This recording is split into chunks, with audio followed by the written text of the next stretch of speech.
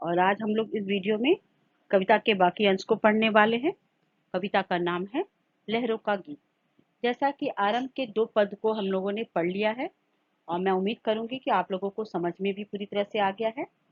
चलिए आरंभ करती हूँ आज की कविता।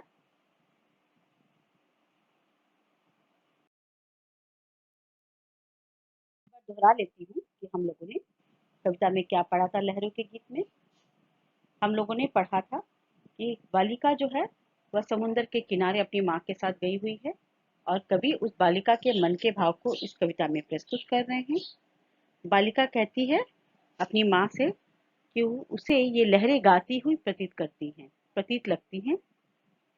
और बालिका जो को कलकल छलछल का जो स्वर सुनाई देता है लहरों से, उसे वह एक मधुर गीत की तरह लगता है, मधुर स्वर लगता है, जिसे वह सुनकर बहुत खुश होती है।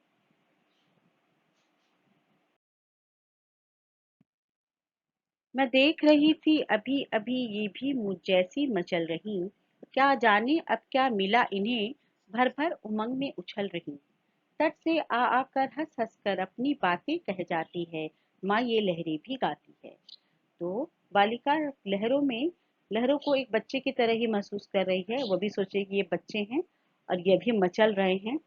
तो बालिका माँ से कहती है कि मैं अभी देख रही थी कि यह मुझ जैसी ही मचल रही है और ना जाने माँ इन्हें क्या मिला कि ये उमंग से उछल रही हैं और तट से आती हैं और हंस हंस कर ये अपनी बातें कहकर चली जाती हैं।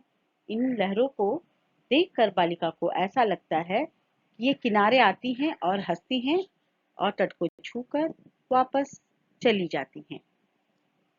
चले आगे बढ़ें। वे बुला रही इनको पर मेरे पास नहीं आती, कुछ खेल खेलती इसीलिए तट तक आकर फिर भाग जाती। जैसे बच्चे कोई खेल खेलते हैं और बुलाने पर बार बार नहीं आते, अभी आता हूँ कहकर वो टाल जाते हैं। तो बालिका को भी ऐसा ही लग रहा है कि ये कि बालिका कह रही है कि मैं लहरों को बुला रही हूँ पर ये मेरे पास नहीं आती, जरूर ये कुछ खेल खेल रही हैं, इसीलिए तट तक आती हैं, तट को छूती हैं और वापस चली जाती हैं। आगे, मैं चलूं साथ खेलूं इनके, देखो ये मुझे बुलाती हैं, माँ ये लहरें भी गाती हैं। यानी बालिका कह रही है अपनी माँ को कि माँ चलिए मैं लहरों के साथ कुछ खेलती हूँ, मुझे ऐसा लग रहा है ये मुझे बुला रही हैं, तो मैं भी इनके साथ खेलने के लिए चली जाती हूँ। तो कविता का अब अगला अंश जो है वो मैं समझाते हुए आपको बताती हूँ कि यहाँ पर देख रहे हैं कि मैंने जो चित्र प्रस्तुत किया है जिसमें कि लहरें जो हैं वह हिल डुल रही हैं, उसके संग संग चांद भी हिल डुल रहा है। तो कवि जो है कवि जो है बालिका के मन के भाव को प्रकट करते हुए कविता में कह रहे हैं, अपने संग खेल खिलाने ये शशि को उतार लाई नभ से, हर एक लहर के साथ साथ शशि भी है खेल रहा तब से, कैसे धीमे धीमे जल के झूले पर उसे झुलाती हैं, माँ ये लहरें भी गाती हैं। तो बालिका के मन के भाव को प्रकट किया गया है। बालिका कह रही है कि लग रहा है कि अपने संग खेल खिलाने के लिए यानी खिल शशि को यानी खेल खिलाने के लिए ये लहरें क्या की हैं कि आकाश से शशि को भी लहरों ने नीचे उतार लिया है और वह भी लहर के साथ एक एक लहर के साथ वह शशि भी खेल रहा है और जैसे जैसे लहरें हिल रही हैं और शशि भी हिलता डुलता है, अर्थात लहरें उसे झुला रही हैं और शशि भी क्या कर रहा है, धीरे धीरे झूल रहा है और खुश हो रहा है। यानी यहाँ पर जो बालिका है वह रात्रि के समय अपनी माँ के साथ आई हुई है। वह जब लहरों उठती गिरती लहरों को देखती है तो वहां पर लहरों के बीच हिलते डुलते इस चांद के प्रतिबिंब को भी देखती है और बालक की कल्पना यानी बालिका की कल्पना देखिए कि यहाँ पर वह उसे जो ये चांद है लहरें हैं सजीव जान पड़ती हैं। हाँ, उसे खेलती कूदती प्रतीत जान पड़ती हैं। तो आप देख सक रहे हैं कि उसे बालिका को चांद या लहरों के झूले में झूलता दिखाई दे रहा है। तो मैं उम्मीद करूंगी आपको समझ में आ गया है। चलो आगे बढ़ूं।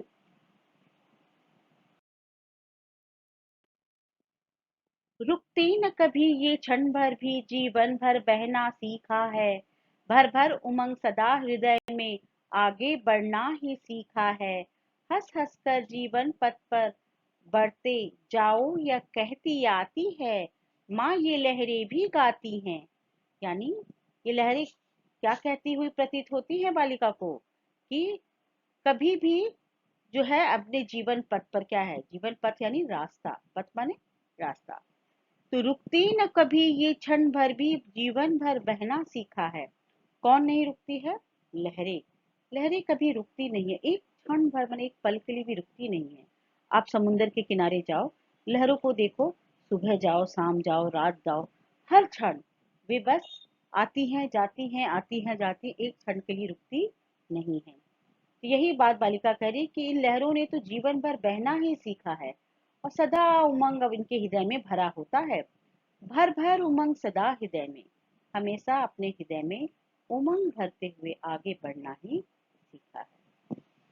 हंस हंस कर जीवन पथ पर वे आगे बढ़ती जाती हैं, और हमें भी यही कहती हैं कि हमें भी अपने जीवन पथ पर आगे बढ़ना है।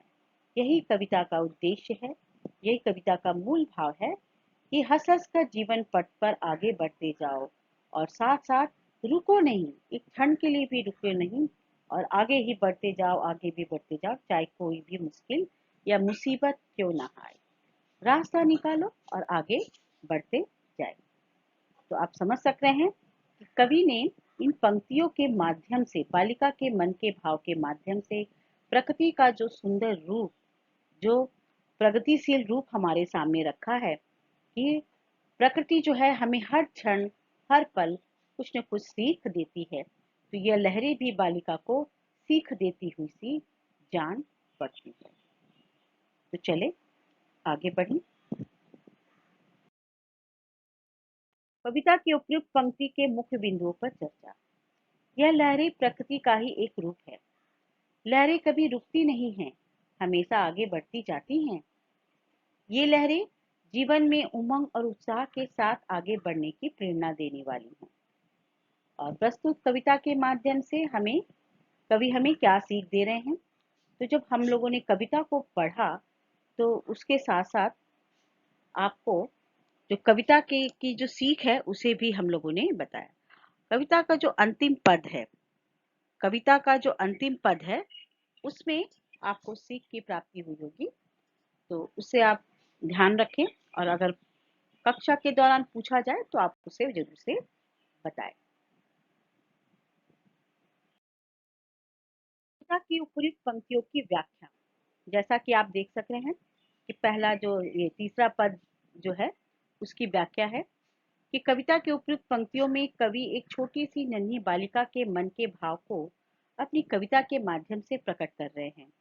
वह बालिका अपनी माता के साथ समुद्र के किनारे चांदनी रात में समुद्र की सुंदरता को निहार रही है। बालिका उठती गिरती लहरों को देख रही है। किसको देख रही है? उठती गिरती लहरों को देख रही है। बालिका ने जब शशि की परछाई को सागर की लहरों के संग तैरते देखा, तो उसे ऐसा लगा कि मानो ये लहरें खेल खेलने की भावना से भरकर शशि को नभ से धरती पर बुला लाई हूँ। खेलने का, बालिका को बालिका को रात्रि के समय लहरें शशि के साथ खेल खेलती हुई सी प्रतीत हो रही हैं। रात के समय जब बालिका चांद और तारों से सजे गगन का प्रतिबिंब नीचे पानी में देखती है, तो वह कल्पना करती है कि चांद धीमे धीमे तरंगों के साथ झूल रहा है झूल रहा है मानो ये लहरें चांद को झूला झुला रही हैं। चांद भी खुशी खुशी लहरों के साथ खेल रहा है। बालिका अपनी माँ से कहती है कि वह देख रही है कि ये लहरें शशि को जल के झूले में धीरे धीरे झुला रही हैं। बालिका को ये लहरें कुछ गीत गुनगुनाती सी प्रतीत होती हैं।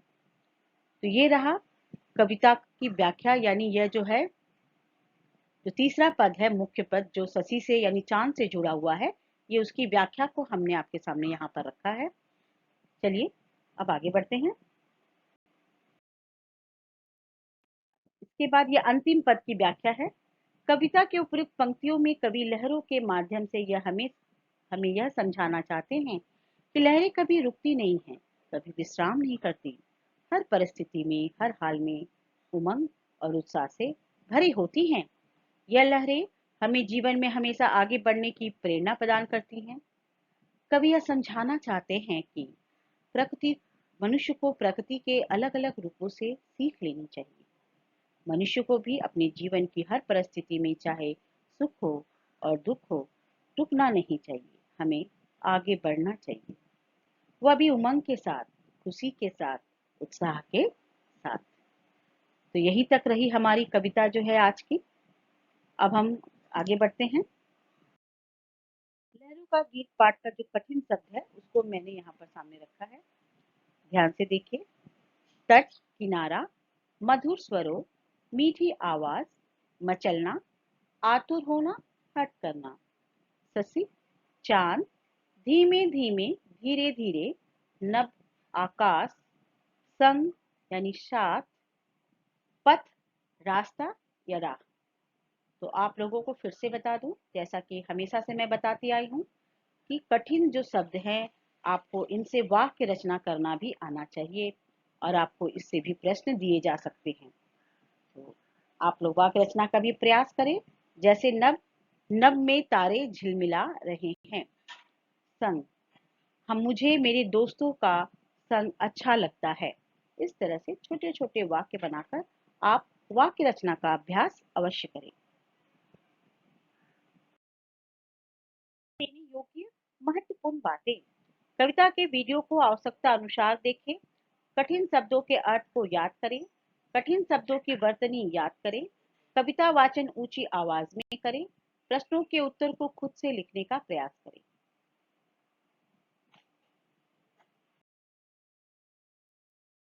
प्रतिफल यानी लर्निंग आउटकम, प्रस्तुत कविता के पठन के उपरांत विद्यार्थी निम्नलिखित बातों को अधिगम करने में सक्षम हुए। सामूहिक कविता वाचन की कला का विकास करने में, प्रकृति के प्रति भावपूर्ण अनुभूति से परिपूर्ण होने में और प्रकृति के मानवीकरण की परिकल्पना की यथार्थता को महसूस कर सकने में, पाठ्य आधारित प्रश्नोत्तरी के उत्तर देने में सक्षम होंगे। नैतिक मूल्यों पर आधारित वैचारिक प्रश्नोत्तर लिख सकेंगे। जीवन कौशल से जुड़े व्यवहारिक ज्ञान को प्राप्त करेंगे। कठिन व नूतन शब्दों के सही प्रयोग में और शुद्ध वाक्य रचना के प्रति सचेष्ट होंगे। तो आप देख सक रहे हैं कि इन सब बातों को विद्यार्थी इस पाठ यानी कविता लहरों के गीत कविता को पढ़ने के बाद सीख सकेंगे, जान सकेंगे, कर सकेंगे। तो यही तक रहा हमारा आज का वीडियो।